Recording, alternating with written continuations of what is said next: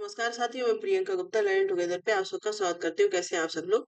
तो हम लोग जो एजुकेशन यानी कि शिक्षा शास्त्र आपका सब्जेक्ट होता है, उसकी एक सीरीज चला रहे हैं जिसमें से आपके जितने भी एजुकेशन से रिलेटेड जो भी क्वेश्चन है और वो किसी भी एग्जाम में आता है, जैसे आपके यूजीसी नेट एजुकेशन का पेपर होता है। इसके साथ ही आपका यूपीएचईएससी का पेपर है। ठीक है। इसके साथ यूपी पीजीटी में भी एजुकेशन आता है। इसके साथ अदर स्टेट में जो पीएचडी के एग्जाम होते हैं और उसमें एजुकेशन जो सब्जेक्ट आता है। ठीक है। मतलब एजुकेशन सब्जेक्ट आपका कहीं भी आता है तो उन सबकी एक सीरीज चला रहे हैं मिलके। ठीक है।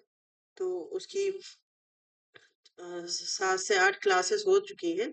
तो ये नेक्स्ट क्लास है जिसमें आज हम लोग जो पेपर करने वाले हैं, due MPhil PhD in education के यहाँ पे क्वेश्चंस हैं। ठीक है। और यहाँ आपको ज्यादा से ज्यादा रिसर्च के क्वेश्चन इसमें दिखेंगे। ठीक है।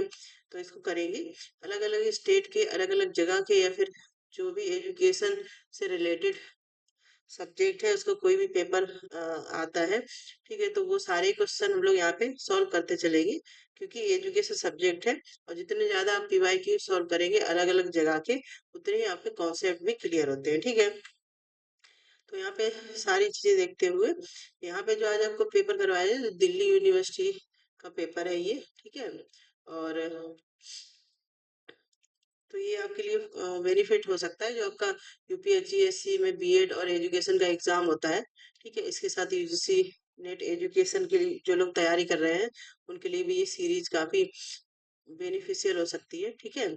तो आप ज्यादा से ज्यादा शेयर करें तो जो बच्चे एजुकेशन सब्जेक्ट से जुड़े हुए हैं वो इसका लाभ उठा पाए। ठीक है। और ये पूरी तरह फ्री क्लासेस हैं, तो आप इसको देख सकते हैं। ठीक है।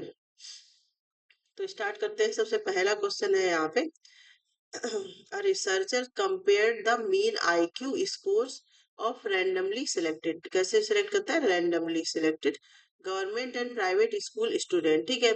and arrive at a conclusion that private school curriculum has significant positive effect on intelligence of student as compared to that of the government school।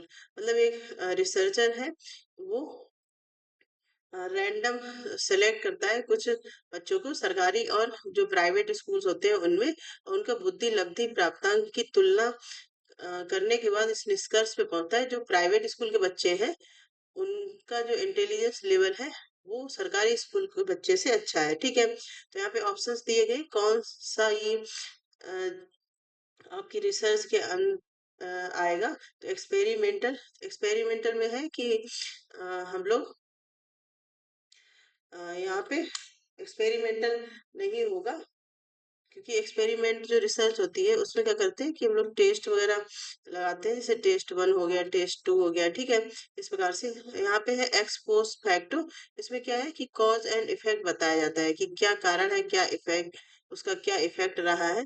इसके बाद हिस्टोरिकल रिसर्च होता है, जो आपकी हिस्ट्री या पूर्व की घटनाएं हैं उनसे जुड़ी हुई जब कोई रिसर्च होती है। इसके बाद इथनोग्राफी, अगर रिसर्च की बात करें तो ये किससे, कल्चर से जुड़ी हुई होती है। ठीक है। तो यहाँ पे जो देखा गया है कि कॉज और इफेक्ट निकल के सामने आ रहा है। ठीक है। कंपेयर हो रहा है दो जगह में।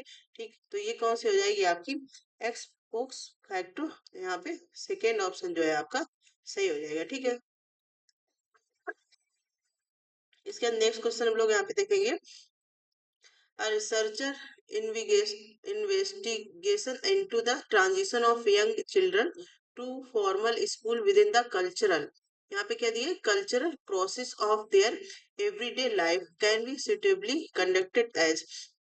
अब रोजमर्रा के जीवन की सांस्कृतिक जो प्रक्रियाओं में छोटे बच्चों का औपचारिक स्कूल में अंतर संबंधी शोध उपयुक्त रूप से किस विधि में आता है। तो अभी मैंने आपको बताया, अगर आपको कहीं भी कल्चर, किसी कल्चर पे स्टडी की जा रही है, कल्चर पे रिसर्च की जा रही है, तो वो किसके अंडर आएगा, इथनोग्राफिक रिसर्च के अंडर आएगा। ठीक है।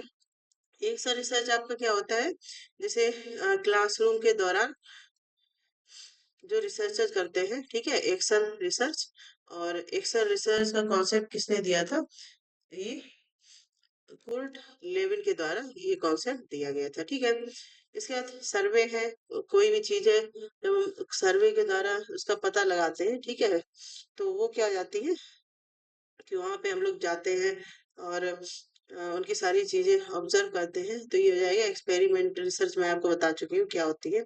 ठीक है, नेक्स्ट क्वेश्चन हम लोग यहाँ पे देखेंगे। तो यहाँ पे आंसर क्या हो जाएगा आपका, ethnographic research.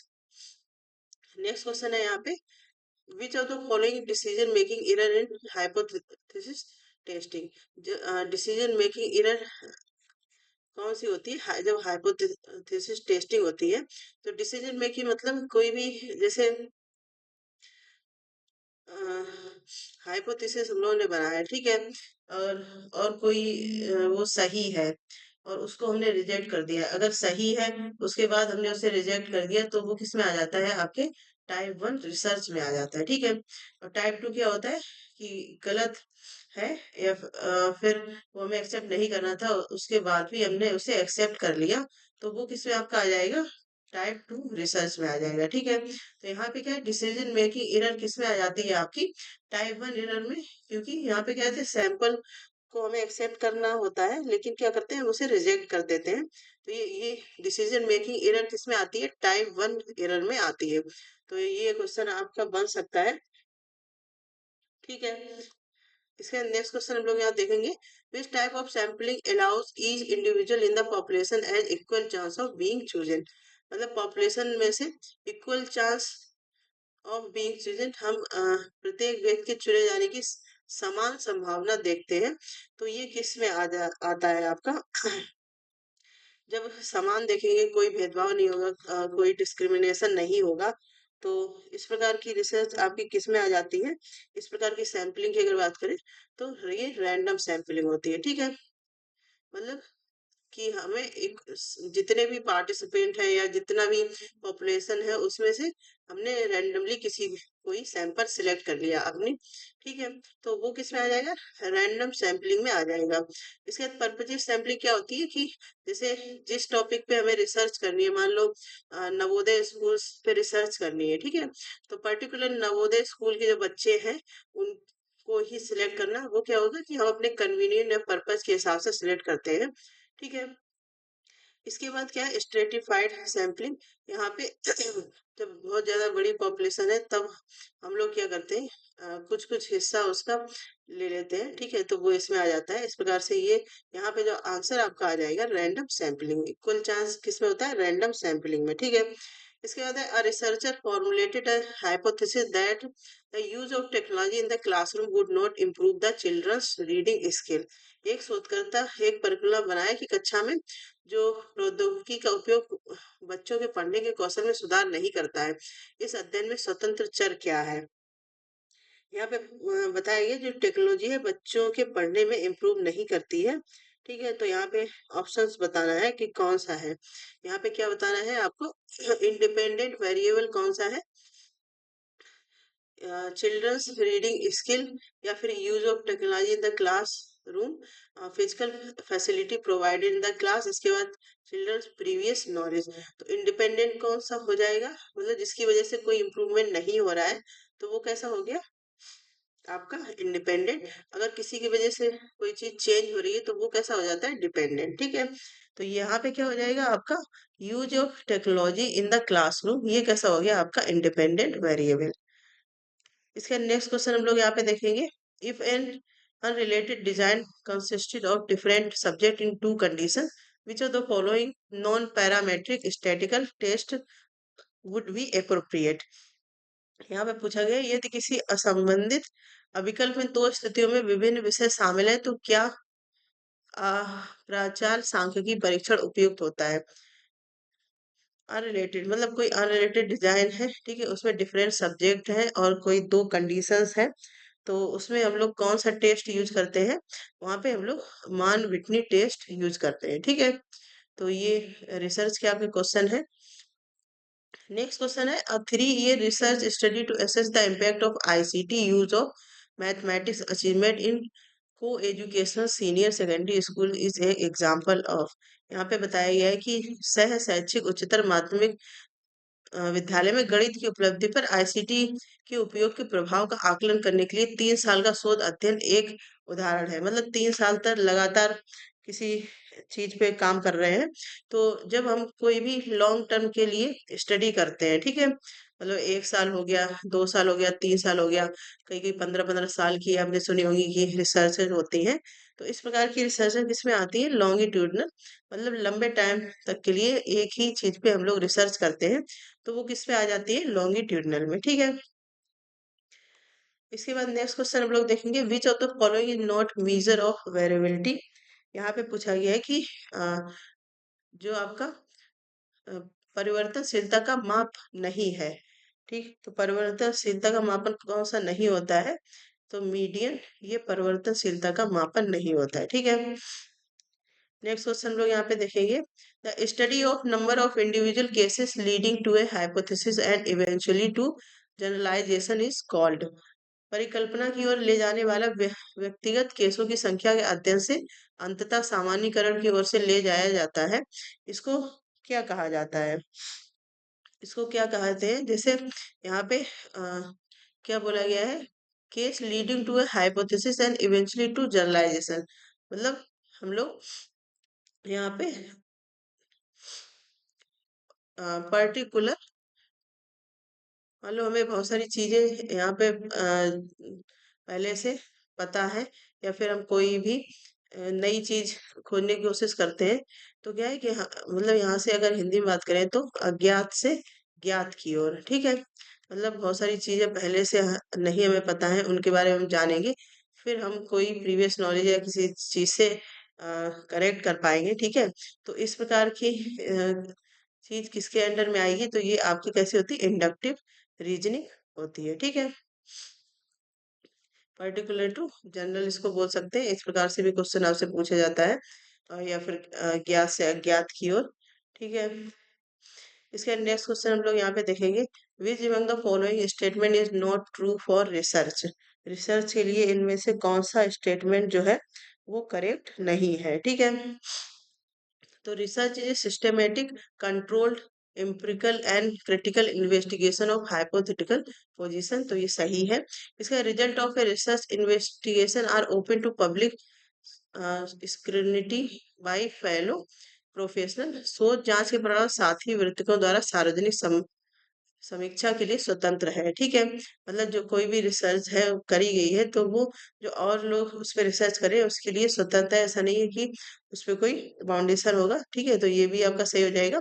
Research investigation are based on personal opinion, ठीक है। इसके बाद है research is generally scientific in nature, तो ये भी सही है। Research investigation are based on personal opinion, तो ऐसा नहीं है, पर्सनल ओपिनियन मतलब आपके पर्सनल जो विचार है उस पे बेस्ड है, तो ऐसा नहीं होता है, ठीक है। प्रॉपर साइंटिफिक मेथड है, ठीक है, उसके हिसाब से रिसर्च होती है। नेक्स्ट क्वेश्चन है, a set of interrelated concept definitions and preposition that present a systematic view of phenomenon by specifying relation among variable with the purpose of explaining and predicting the phenomena is known as।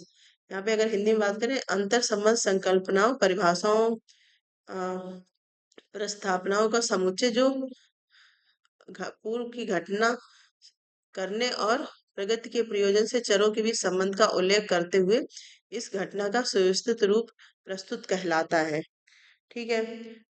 मतलब जैसे कि हमें कोई चीज पे research यहाँ पे करनी है, ठीक है, और उसके बारे में हमने बहुत सारा डेटा कलेक्ट किया, अलग अलग टेस्ट लगाए, ठीक है, उसके बाद क्या किया हम लोगों ने, पूरा एक लास्ट में कंक्लूजन तक पहुंचे, तो ये किसके अंडर में आती है? ये आपकी एक थ्योरी हो जाती है, ठीक है, तो ये किसके अंडर में आएगी? ये सिद्धांत कहलाएगा, ठीक है।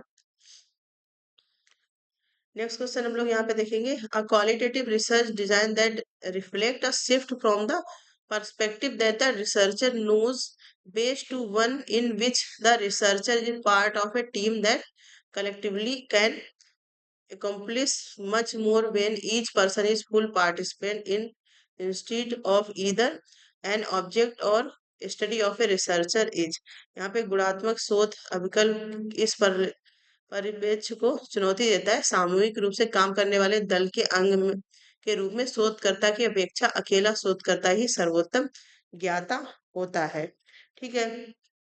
तो यहाँ पे क्वालिटेटिव रिसर्च की बात की गई है। तो ये किसके अंडर है? Feminist research, critical action research, participatory research या फिर post positive research.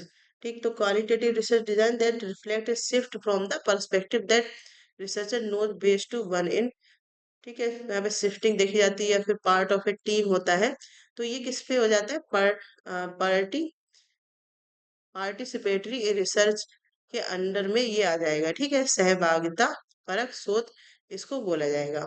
Next question है यहाँ पे, which among the following statement is true. यहाँ पे कुछ स्टेटमेंट दिए गए हैं जो बताना है कि सही है या गलत है। तो alternate hypothesis accepted when null hypothesis is rejected. ठीक है, यहाँ पे ट्रू बताना है। ठीक, अल्टरनेट हाइपोथेसिस एक्सेप्ट कर लिया जाता है जब नल हाइपोथेसिस रिजेक्ट कर दिया जाता है, या फिर alternate hypothesis complementary to null hypothesis. Alternate hypothesis जो होता है शून्य परिकल्पना की पूरक होती है। ठीक, या फिर alternate hypothesis independent of null hypothesis, या फोर्थ आपका दिया है alternate hypothesis not research hypothesis. ठीक, तो यहाँ पे ए ऑप्शन आपका सही हो जाएगा। अल्टरनेट हाइपोथेसिस एक्सेप्ट जब होता है तो नल हाइपोथेसिस कैसी होती है? रिजेक्ट हो जाती है। ठीक है, बाकी आपके यहाँ पे सारे तीन ही गलत हो जाएंगे। नेक्स्ट क्वेश्चन है, a researcher who is doing a survey on primary grades student having intelligent IQ as a variable with a potential range from 70 to 150 shall use। यहाँ पे क्या बोला गया है कि प्राथमिक कक्षा के विद्यालय पर शोध करने वाले एक शोधकर्ता को 70 से 150 संभाव परिसर वाले चर के तौर पे बुद्धि लब्धि का सर्वेक्षण करना चाहता है। ठीक है, तो ये प्रयोग किसके अंडर में आएगा? ठीक है, तो 70 से 150 की बुद्धि लब्धि वाले के ऊपर उस आईक्यू पे उस पे रिसर्च करनी है। तो ये किस में आ जाएगा? Small sample, large sample, convenient sample, whole population.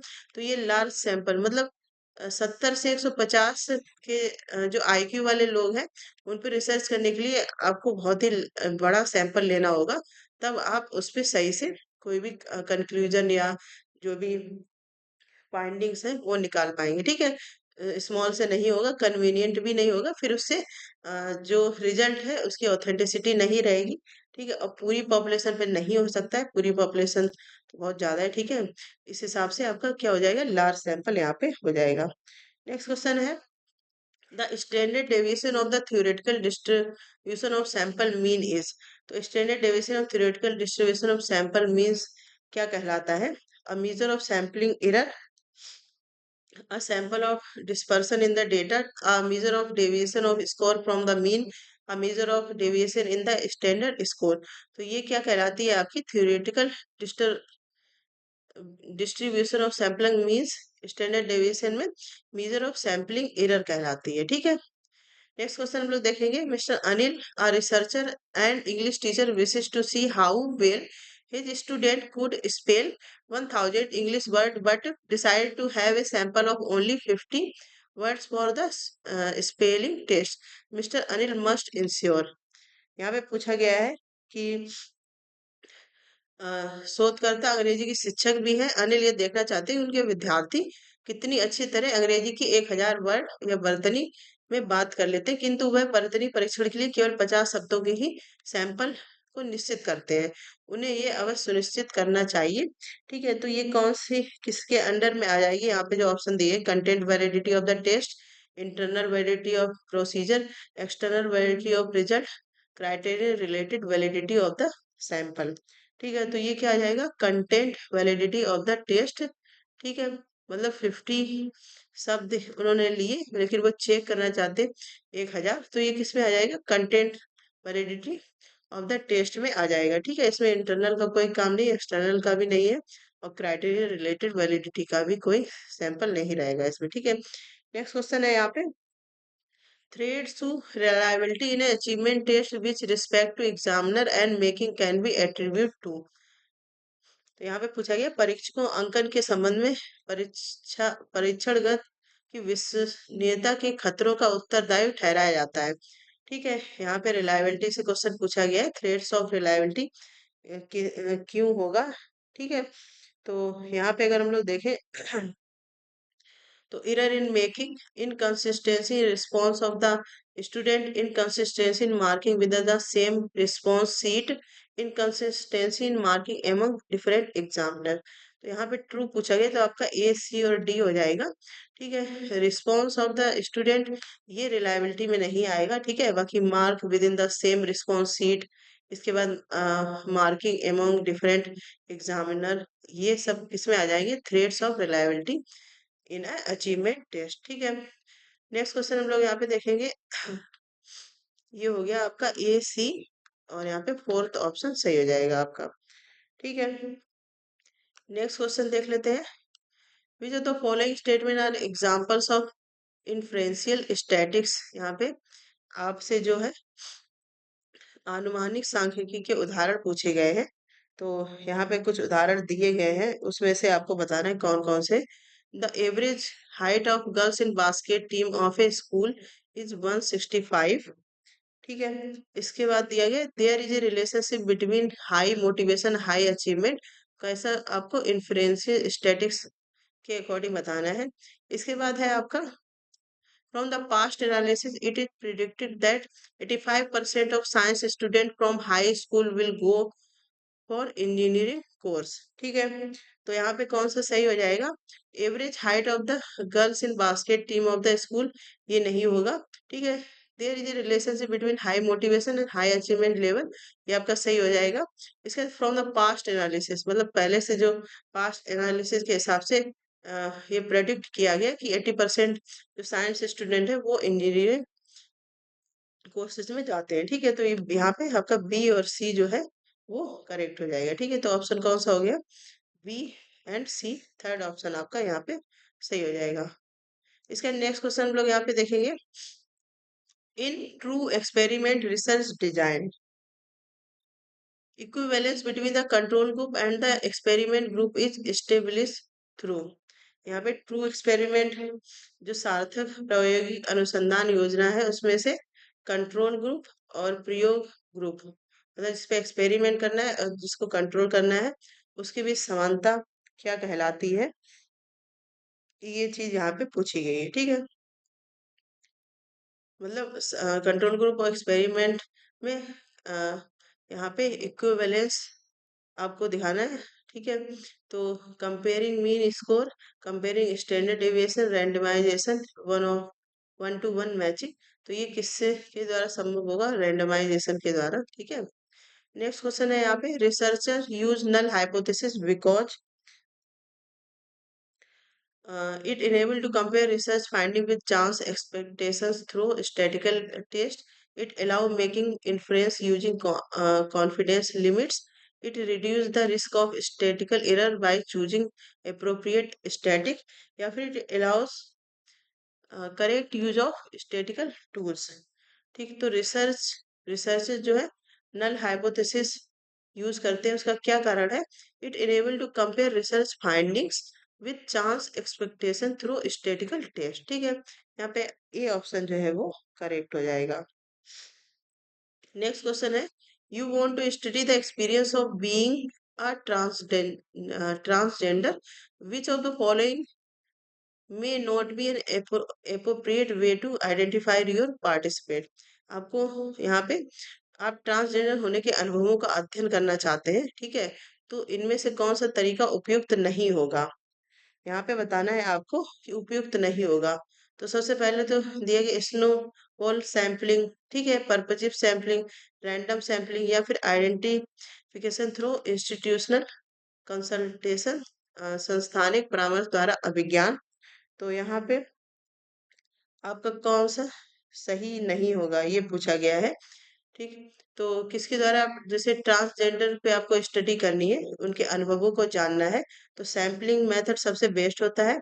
उसके बाद पर्पजिव भी आप ले सकते हैं, जैसे कि ट्रांसजेंडर पे आपको रिसर्च करनी है तो आप अपने पर्पज के हिसाब से ट्रांसजेंडर कि जो एरिया है या फिर जहाँ पे वो लोग रहते हैं वहां पे जाके अपनी जो सैंपल है वो कलेक्ट कर सकते हैं, लेकिन रैंडम सैंपलिंग नहीं कर सकते हैं। ठीक है, ये नहीं होगा।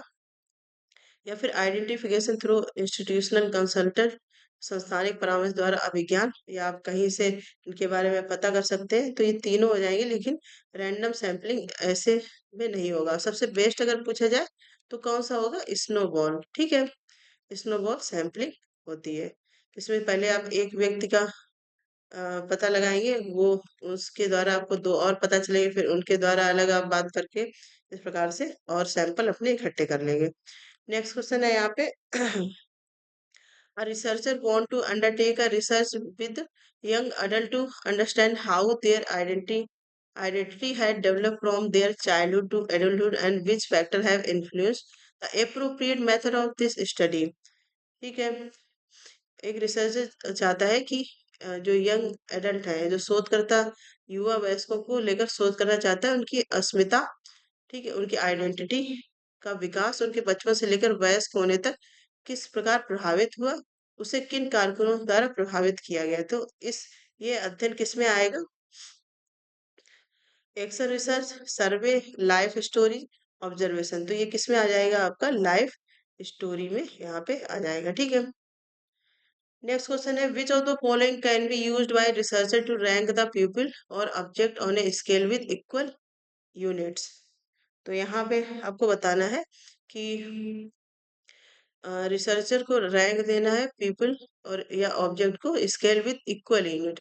इक्वल यूनिट की बात कहाँ पे होती है? Nominal scale, ordinal, interval scale और या फिर नंबर स्केल। तो ये किस में आएगा? आपका इंटरवल स्केल में आएगा। ठीक है, नेक्स्ट क्वेश्चन हम लोग यहाँ पे देखेंगे a researcher is said to have committed type 1 error. तो ये टाइप 1 के बारे में आपको बता चुकी हूँ। ये क्या होता है कि जब researcher accept the null hypothesis which is actually true. ठीक है, a researcher reject the null hypothesis which is actually true। इसके बाद a researcher accept the null hypothesis which is actually false। a researcher reject both the null and alternate hypothesis। तो कौन सा हो जाएगा यहाँ पे?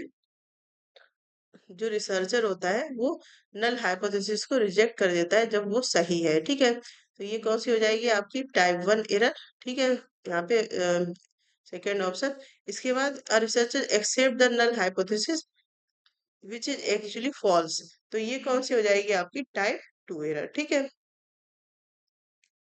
नेक्स्ट क्वेश्चन हम लोग यहाँ पे देखेंगे आप point on the measurement scale below which specified percentage of the cases in distribution for is called.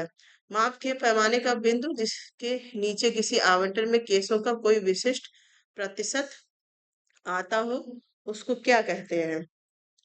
तो उसको क्या बोला जाता है? परसेंटाइल रैंक, परसेंटाइल, परसेंटेज या फिर टी वैल्यू। तो ये आपका क्या हो जाएगा?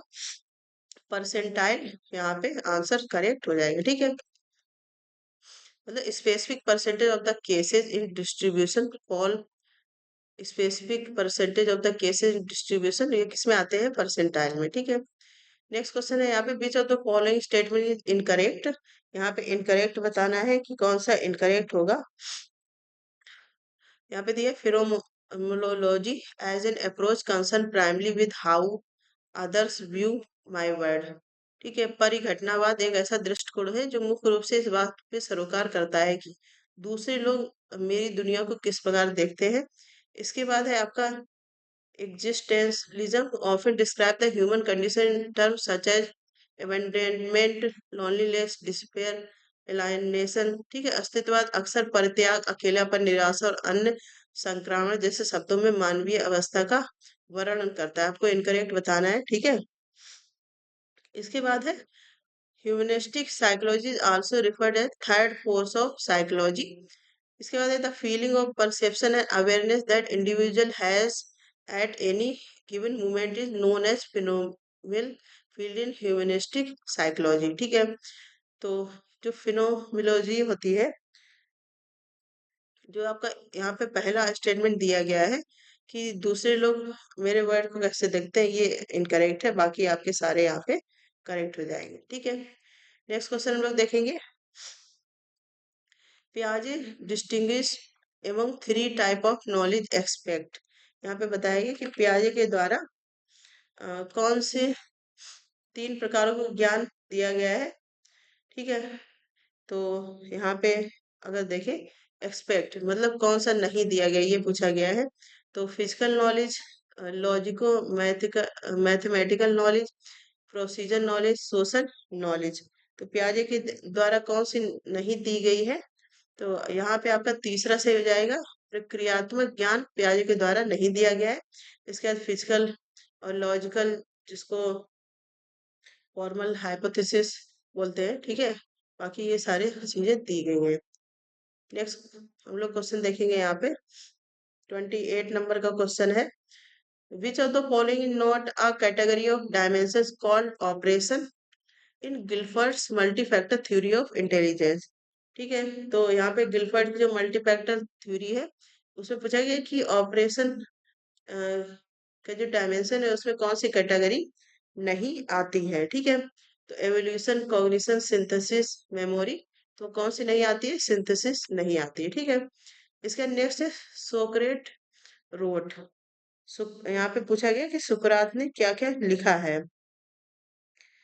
ठीक है तो सबसे पहले तो है आपका Nicomachean ethics, symposium, apology, I and thou. ठीक है, तो सुकरात के द्वारा किसको कौन सा लिखा गया है आपका यहाँ पे? एक तो सिंपोजियम लिखा गया है, इसके बाद एपोलॉजी लिखी गई है। ठीक है, ये दो बी एंड सी यहाँ पे लिखे गए हैं। ठीक है, तो बी एंड सी का ऑप्शन होगा यहाँ पे, दूसरा आपका यहाँ पे सही हो जाएगा। तो ये देखो, ऐसे क्वेश्चन आपके रिपीटेड होते हैं। ठीक है, जैसे यूपीएचएससी वगैरह का एग्जाम है, जीडीसी का होता है, जीआईसी का होता है, तो इम्पोर्टेंट क्वेश्चन है, आपको ये जरूर बेनिफिशियल होंगे अगर आप इसको रेगुलर करते हैं तो। ठीक है, नेक्स्ट क्वेश्चन हम लोग देखेंगे यहाँ पे, in the work of Talcott Parson and, यहाँ पे फिर खाली स्थान दिया गया है, serve the primary function in the society as an agency of socialisation and allocation of human resources within the role structure of adult society. किसी समाज में समाजीकरण व वयस्क समाज की भूमिका संरचना के भीतर मानव संसाधनों के आवंटन के अभिकरण के तौर पे टैलकोट पार्सन के लेखन के अनुसार यहाँ पे मुख्य प्रकार है। तो उनके लेखन के अनुसार क्या क्या चीजें हैं? Lower and middle socio economic class, elementary and secondary school class, middle and upper socio economic class, या फिर मिडिल एंड सीनियर सेकेंडरी। तो जो टालकोट पार्सन की थ्योरी में दिया गया है वो elementary and secondary school class यहाँ पे दिया गया है, सेकेंड ऑप्शन सही हो जाएगा। ठीक है, नेक्स्ट क्वेश्चन है, according to L Althusser, besides techniques and knowledge, children also learn the rule of good behavior, which actually means। ठीक है, तो इनके द्वारा बताना है। तो यहाँ पे ऑप्शन के हिसाब से कौन सा सही हो जाएगा? Rule of respect of good moral behaviour, collective conduct and ultimately the rule of order established by educational system, या फिर rule of respect of the socio religion division of labour and ultimately the rule of order established by educational system। ठीक है, a rule of respect of the socio technical division of labor and ultimately the rule of order established by the class dominance, तो ये तो नहीं होगा। ठीक है, इसके बाद है rule of respect of the good moral behaviour, collective conducted ultimately the rule of order established by class dominance. तो ये डोमिनेंस वाले तो पहले आउट हो जाएंगे, इसके बाद बचे यहाँ पे दो। ठीक है, तो यहाँ पे देखते हैं, तो rule of respect of good moral behavior, collective conduct, and ultimately the rule of order established by educational system, rule of respect of the social socio religion division of the labor। यहाँ पे B option आपका सही हो जाएगा। ठीक है, next question है यहाँ पे, the view which contend that our truths are temporary statement based on how we cope up with changing circumstances is known as. हमारे सत्य अस्थायी कथन है जो इस बात पर आधारित है कि हम बदलती परिस्थितियों का सामना किस प्रकार करते हैं, ये दृष्टिकोण कहलाता है। ठीक है, तो ये दृष्टिकोण क्या कहलाएगा आपका? कल्चरल रिलेटिविज्म, सांस्कृतिक सापेक्षवाद, संबंधवाद, रिलेशनलिज्म, या फिर अनुभववाद, या फिर स्थायित्ववाद। ठीक है, तो ये क्या कहलाएगा आपका? कल्चरल रिलेटिविज्म, सांस्कृतिक सापेक्षवाद। हमारे सत्य और अस्थायी कथन इस बात पर आधारित है कि जो हमारे सत्य है, मतलब हमारे ट्रूथ है, वो बदलती परिस्थितियों में हम उसका सामना कैसे करते हैं, ये किसमें आता है? सांस्कृतिक सापेक्षवाद। मतलब कि हम जिस कल्चर में हुआ वहाँ पे कैसी चीजें हमें सिखाई गई, कैसे चीजों को डील करना सिखाया गया है, तो ये इससे रिलेटेड है। ठीक है, नेक्स्ट क्वेश्चन हम लोग यहाँ पे देखेंगे। वैसिल Barnstein provide suggestive analysis of how the social frameworks of school knowledge generate. BECIL Bernstein एक सांकेतिक विश्लेषण प्रदान किया कि स्कूली ज्ञान के सामाजिक ढांचे को किस प्रकार बनाते हैं। तो यहाँ पे कौन सा आंसर सही हो जाएगा? स्टूडेंट, यहाँ पे आपका student and teacher identify subject loyalties and orientation to school knowledge. ठीक है, यहाँ पे सी ऑप्शन आपका सही हो जाएगा। नेक्स्ट क्वेश्चन हम लोग देखेंगे। यहाँ पे ब्लैंक खाली स्थान दिया गया है, फिर आपसे क्वेश्चन पूछा गया है, समूह की सदस्यता का उसे बनाने वाले व्यक्तियों पर पड़ने वाला प्रभाव अधिक रुचि रखता है, जबकि पूरे समूह के संगठन और प्रक्रियात्मकता में अधिक रुचि लेता है। तो यहाँ पे effect of membership of group of the individual which make it up while more interested organising and functioning the whole group. तो ये किस में आएगा? आपका सोशल साइकोलॉजी एंड सोशियोलॉजी में ये चीज आ जाएगी। ठीक है, क्योंकि जो होल ग्रुप है उसको बनाने में ज्यादा इंटरेस्ट रखता है रादर देन इंडिविजुअल मेंबर। ठीक है, नेक्स्ट हम लोग देखेंगे यहाँ पे according to Rogers a mismatch between the real and ideal self. Real and ideal self क्या है रॉजर्स के हिसाब से? Typically motivate individual to close the gap, can result in anxiety and neurotic behavior, cause one to better understand their unconscious motives, cause an increase in unconditional positive regard। ठीक है, तो ये किससे रिलेटेड हो जाएगा आपका? Can result in anxiety and न्यूरेटिक behaviour. ठीक है, कार्ल, यहाँ पे कार्ल रोजर्स की बात हो रही है। कार्ल रोजर्स ने सेल्फ थ्योरी दी थी। ठीक है, रियल एंड आइडियल सेल्फ में क्या हो जाएगा? Can result in anxiety and न्यूरेटिक behaviour, मतलब दुश्चिंता और तंत्रिका तापी व्यवहार का कारण बनना, ये हो जाएगा। ठीक है, नेक्स्ट क्वेश्चन है। यहाँ पे दो स्टेटमेंट दिए गए हैं जिनको पढ़ के आपको बताना है कि कौन सा सही हो जाएगा। Reflective teaching is a move beyond the ordinary to higher level of awareness of how teaching and learning take place. इसके बाद reflective teaching demands that teacher and student be involved in process of self observation and self evaluation। ठीक है, तो reflective teaching self observation self evolution ये statement गलत है। इसके बाद पहला वाला स्टेटमेंट सही हो जाएगा। ठीक है, तो यहाँ पे कौन सा हो जाएगा आपका? Statement one is true, but यहाँ पे स्टेटमेंट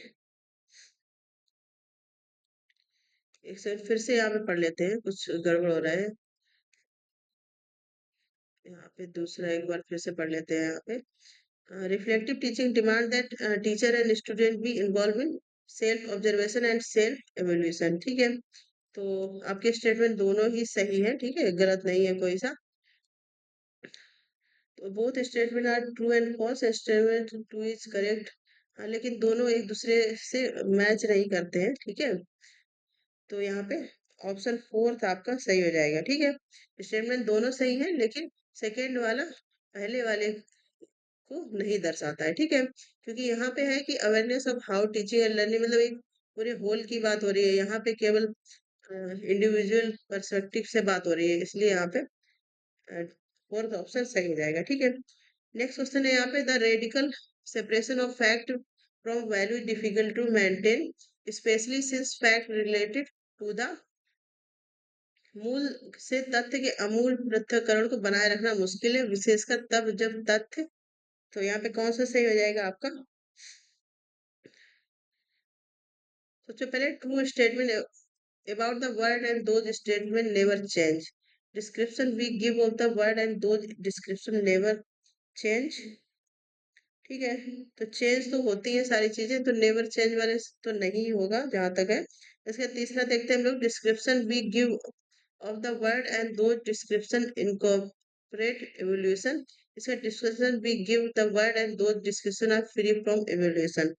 ठीक है, तो एकदम फ्री भी नहीं होगा, इसलिए यहाँ पे बेस्ट ऑप्शन आपका तीसरा वाला सही हो जाएगा। ठीक है, नेक्स्ट क्वेश्चन है यहाँ पे, the term use to describe suspending बस preconceptions and learn feeling about the phenomenon is, किसी घटना के बारे में आस्थगित पूर्व धारणा और अधिगत भावनाओं का वर्णन करने के लिए प्रयुक्त पद कौन सा है? तो यहाँ पे सबसे सटीक क्या हो जाएगा आपका, axial coding, fledging, designing, bracketing या फिर डीब्रीफिंग। तो ब्रैकेटिंग सबसे सटीक हो जाएगा। ठीक है, नेक्स्ट क्वेश्चन है यहाँ पे, विथ ऑपरेंट कंडीशनिंग, यहाँ पे ऑपरेंट कंडीशनिंग का क्वेश्चन आया है, फिर खाली स्थान दिया गया, are important forming an association where with classical conditioning are important in forming association. तो यहाँ पे कौन सा सही हो जाएगा आपका? ये तो रिपीटेड क्वेश्चन है।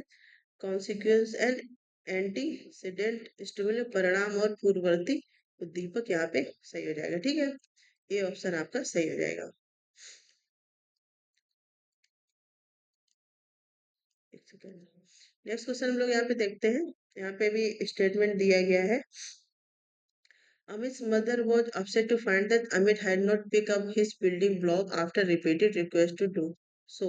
The next morning, Amit found all his blocks had been picked up and put into a bag on the top of the refrigerator. Amit's mother told him that he could not play with the blocks for the next 2 days. Which type of discipline did she use? ठीक है, तो negative reinforcement, punishment by application, punishment by removal. ठीक है, तो उन्होंने क्या किया है कि यहाँ पे बोला है कि 2 दिन तक आप नहीं खेलेंगे, मतलब उन्होंने पनिशमेंट दिया है कुछ कोई चीज रिमूव करके। ठीक है, तो ये कैसा हो जाएगा आपका? सी ऑप्शन यहाँ पे हो जाएगा, पनिशमेंट बाय रिमूवल। ठीक है, तो सिंपल क्वेश्चन है। नेक्स्ट क्वेश्चन लोग देखते हैं, awaking of sexual curiosity and interest in the genitals is the beginning of what Freud term as. ठीक, तो ये फ्रॉइड के द्वारा कौन सी स्टेज बताई गई? तो फ्रॉइड की स्टेज आपने पढ़ी है, तो कि ये कौन सी है? Phallic stage. ठीक है, नेक्स्ट क्वेश्चन हम लोग देखेंगे यहाँ पे, the memories and fear of ancient themes that are repeated in many folklores are quite universal across cultural and are known as।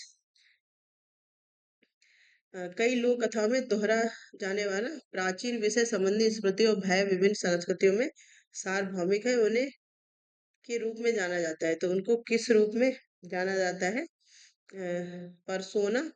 Persona किससे रिलेटेड है? एक परसोना पहले क्या होता था, मुखौटा टाइप का रहता था। ठीक है, उससे रिलेटेड है। इसके बाद आदम प्रारूप, आर्किटाइप, या फिर कलेक्टिव अनकॉन्शियस, सामूहिक अचेतन, या फिर एनिमा, अंतर्नारित एनिमा। ठीक है, तो ये क्या कौन सा हो जाएगा आपका? जो आर्किटाइप में आ जाएगा। ठीक है, नेक्स्ट क्वेश्चन हम लोग यहाँ पे देखेंगे, Ravi is 9 years old and secretly takes money regularly from his mother's purse to buy ice cream for himself and his friend and does not see this is a morally wrong action. This is example of। ठीक, तो 9 साल का बच्चा सबसे पहले तो ये किसके द्वारा दिया गया है? कोहल वर्ग के द्वारा। ठीक है, कॉलर भी हम लोग बोलते हैं। ठीक है, कॉलर के द्वारा जो मोरल डेवलपमेंट की थ्योरी है, अपने तथा अपने मित्रों के लिए आइसक्रीम खरीदने के लिए माँ के पर्स से चुपचाप पैसे निकाल लेता है। तो ये किस कौन सी स्टेज में आ जाएगा? तो ये आपका आता है 9 साल में, प्री कन्वेंशनल मोरलिटी में। ठीक है, नेक्स्ट क्वेश्चन है यहाँ पे, डिटेल में यहाँ पे आपको इसलिए नहीं बताया जा रहा है क्योंकि बहुत सारे क्वेश्चन है, फिर बहुत ज्यादा, और ये सारी चीजें आपने पढ़ी है। यहाँ पे क्वेश्चन के माध्यम से हम सारी चीजें रिकॉल करेंगे। ठीक है, बाकी आपका कोई डाउट है तो कमेंट सेक्शन पूछ सकते हैं, उसको अच्छे से बता दिया जाएगा। ठीक है, in Maslow theory how often do people reach a point of self actualisation. तो मैस्लो की थ्योरी में किसी व्यक्ति को आत्म सिद्धि के बिंदु पहुंचने की कितनी संभावनाएं होती हैं, ये चीज पूछी गई है। Most people reach a state of self-actualization before they reach adulthood. Most people reach a state of self actualization as they finish adulthood। तो ऐसा नहीं है। ठीक है, seldom there are times in person's life when they are self-actualized at least temporarily। कभी कभी व्यक्ति के जीवन में ऐसे समय आते हैं जब वो कम से कम अस्थायी तौर पे आश्रित हो जाते हैं। इसका no one never reaches ultimate state, तो ऐसा तो नहीं है, तो यहाँ पे सी ऑप्शन आपका सही हो जाएगा। ठीक है, तीसरा यहाँ पे सही हो जाएगा। नेक्स्ट क्वेश्चन हम लोग देखेंगे, करिकुलम से क्वेश्चन है आपका।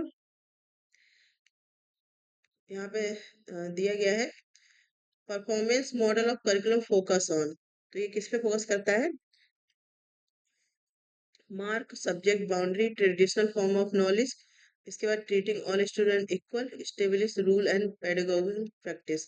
ठीक है, तो ट्रेडिशनल नहीं होगा, बाकी आपके यहाँ पे एक सेकेंड, परफॉर्मेंस मॉडल पूछा गया है। ठीक है, परफॉर्मेंस मॉडल ऑफ करिकुलम पूछा गया है, तो मार्क्स, सब्जेक्ट बाउंड्रीज, ठीक है, तो ये सही है आपका। इसके बाद है ट्रेडिशनल फॉर्म्स ऑफ नॉलेज, ये भी सही है, परफॉर्मेंस जो होती है। ठीक है, इसके बाद है treating all student as equal.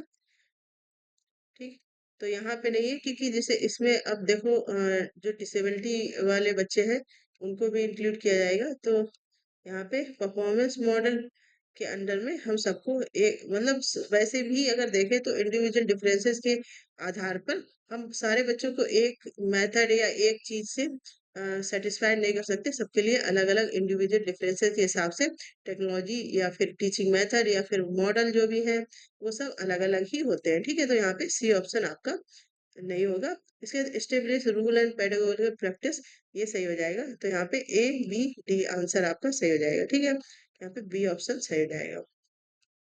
Next question हम लोग देखेंगे यहाँ पे। अब आपका एनईपी से क्वेश्चन यहाँ पे है। ठीक है, according to national curriculum framework for school education 2000, curriculum should stand on which of the following pillars. अच्छा, एनसीएफ से पूछा गया है, ये 2000 का जो एनसीएफ आया था। ठीक है, तो उससे क्वेश्चन पूछा गया है। तो यहाँ पे एनसीएफ जो आपका स्कूल एजुकेशन भी 2000 में आया था, तो उसके पिलर्स क्या क्या थे ये यहाँ पे क्वेश्चन पूछा गया है। ठीक है, इक्विटी, कल्चरल रिलीवेंस, एक्सीलेंस, तो कौन से थे? ए, सी और डी यहाँ पे सही हो जाएगा। ठीक है, तो ये मेन इसके पिलर्स थे, ए, सी और डी। यहाँ पे फोर्थ ऑप्शन सही हो जाएगा। नेक्स्ट है, which of the following not considered gender stereotyping, तो कौन सा है जो जेंडर रूढ़िबद्धता है उसको उसके में नहीं माना जाता है? Television programme in which doctors are female and nurses are females, sorry, doctors are male and nurses are female. An advertisement where the women handle office work, home and kids. A children's book where the mother does household chores. ठीक है, घर के काम काज करती है। Movie in which the hero always save the heroine from danger, तो कौन सा रूढ़िबद्धता में नहीं आएगा? An advertisement where the women handle office work, home and kids. ठीक है, बाकी सारे यहाँ पे मेल और फीमेल डोमिनेंस यहाँ पे दिखा रहे हैं, मेल का डोमिनेंस। ठीक, तो आपका सेकेंड ऑप्शन यहाँ पे सही हो जाएगा। नेक्स्ट क्वेश्चन है यहाँ पे, हाइपोथेटिकल डिडक्टिव रीजनिंग डेवलप, ये फिर से प्याजे से क्वेश्चन पूछा गया है। तो हाइपोथेटिकल डिडक्टिव रीजनिंग कब डेवलप होती है? आपकी फोर्थ स्टेज में, फॉर्मल ऑपरेशनल स्टेज में ये डेवलप होती है। ठीक है, नेक्स्ट क्वेश्चन है यहाँ पे, which of the following branches of philosophy would engage with the question on what do we base our knowledge of the world and our understanding of truth, मतलब हम जगत के बारे में अपने ज्ञान और सत्य की हमारी समझ को किस आधार पर स्थापित करते हैं, ये किस फिलोसफी के अंडर आता है? ठीक है, तो ज्ञान मीमांसा, तत्व मीमांसा, नीति शास्त्र, सौंदर्य, तो ये आपका जाहिर सी बात है कि ज्ञान मीमांसा में यहाँ पे आ जाएगा। ठीक है, ऑप्शन ए सही हो जाएगा। नेक्स्ट क्वेश्चन है यहाँ पे,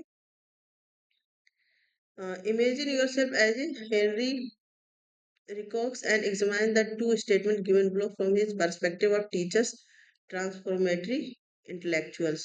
ठीक है, यहाँ पे हेनरी के द्वारा दो स्टेटमेंट दिए गए हैं, उनको पढ़ के आपको बताना है कि कौन सा सही है।